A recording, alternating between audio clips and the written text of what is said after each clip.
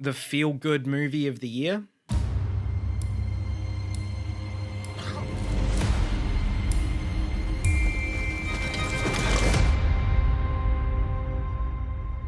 All Quiet on the Western Front is the latest adaptation of the classic novel that was also made into the 1930 Best Picture winning film, and I believe there was a film adaptation in 1979 as well. But this, I believe, is the first German language adaptation of it, and it feels really fitting considering it's a German story about German soldiers. And while I can't comment on how faithfully this adapts the novel, I haven't read it and I haven't had the chance to see the original either. It's been sitting on my Blu ray shelf for years, so that's really on me. But I'm reviewing this pretty much as a standalone film.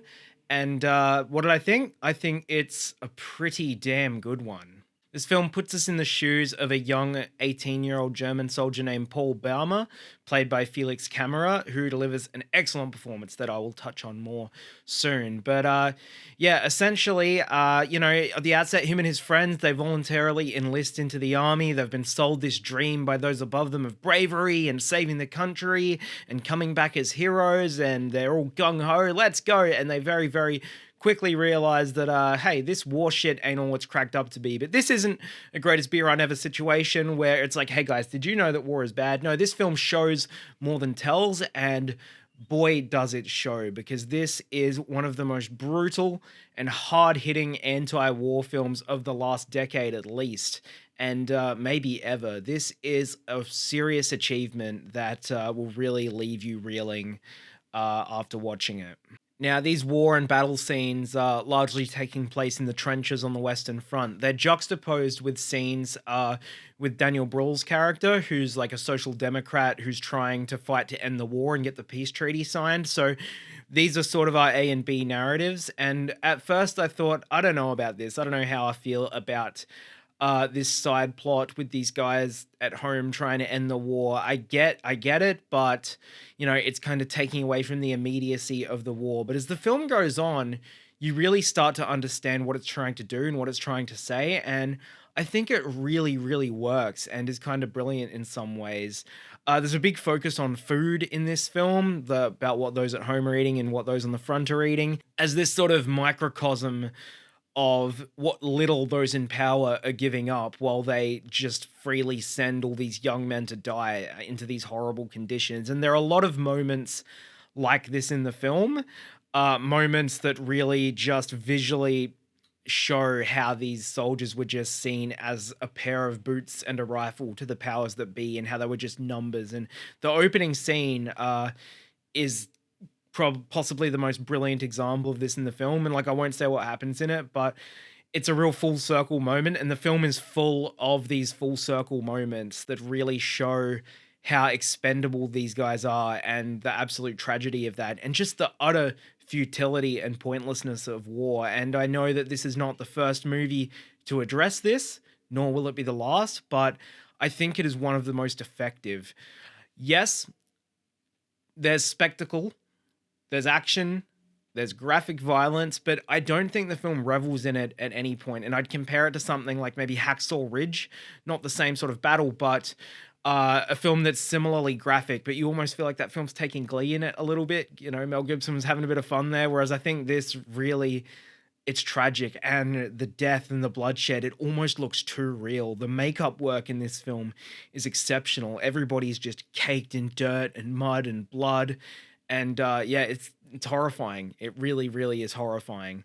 And a lot of this comes down to how great the performances are too. They're so natural. Felix Kammerer as the lead, he undergoes a sort of come and see like physical and mental transformation in this, as he and his friends sort of start to physically and mentally deteriorate as the film goes on, as they just become numb to the horrors around them. And his performance really, really exemplifies this. And there's an innocence to him, and then a loss of this innocence that's like, it's visible, and it's it's really harrowing. And I'd also like to shout out Albrecht Schuch, who plays Kat, who's sort of an older soldier that Paul befriends throughout the film, and he's probably the other major character in this, and he's really, really great. He's a bit of a mystery in terms of who he is and where he comes from, but as we learn more about him, we really, really come to sympathize with him, and they are a really great duo throughout the film. And everyone is great in this. There are some great moments with enemy soldiers.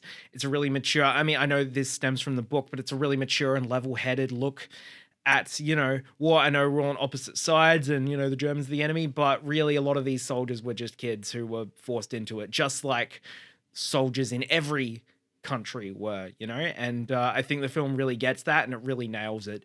And on top of that, it's just a technical feat. The cinematography is exceptional. I really, really liked the editing, especially in moments toward the end. There's some really, really poetic cutting. The sound design, of course, is phenomenal, as you'd expect with a war film. I know it will draw comparisons to 1917, being a World War I film and having a similar sort of look and some tracking shots and stuff like that.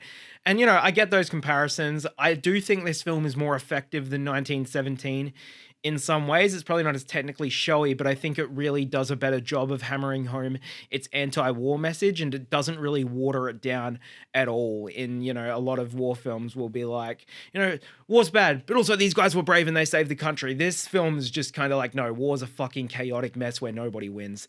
And I really, really think it nailed that. And I loved it. I think it's one of the best films of the year so far. I'm giving All Quiet on the Western Front a 9 out of 10. I left the theater just in awe. It's brilliant, and the ending really, really moved me emotionally. And so this one drops on Netflix in about 2 weeks, or maybe 1 week, depending on when this review drops. But if there are any cinema screenings near you, I implore you to get out to them, because believe me, Netflix will not do this one justice. It's a film that needs to be seen on the big screen, or if you are watching it at home, with good speakers and a big TV. So it really is a technical feat, and it's a shame that so many people won't get to see it on the big screen. But on the other hand, being on Netflix means a lot of people will get to see this, and a lot more people will see it who might not have if it was only in theaters. And for that, I think it's going to be an Oscar contender, as I talked about in my predictions video. I'd love to see it sneak into Best Picture even, and I think it's a pretty clear frontrunner for Best International Film right now, as well as getting into a few technical categories like sound editing for sure, maybe editing and cinematography, production design, stuff like that. I think this is definitely a film to look out for, and one that I highly recommend checking out, either in theaters or once it hits Netflix on October 28th. So that's it for my review of All Quiet on the Western Front. Thank you very much for watching. Subscribe, follow me on Letterboxd and Instagram. That's where I'm posting a lot of movie-related stuff. I'll probably, hopefully, have some reviews from the Adelaide Film Festival, which is my local film festival. I'm going to be seeing over 30 films in about 10 days, so, maybe I won't have time to post the videos, but I'm seeing a few Oscar contenders like Banshees of Inisherin and Tar. So yeah, I'm really, really excited for that. Thank you very much for watching. Have a good one.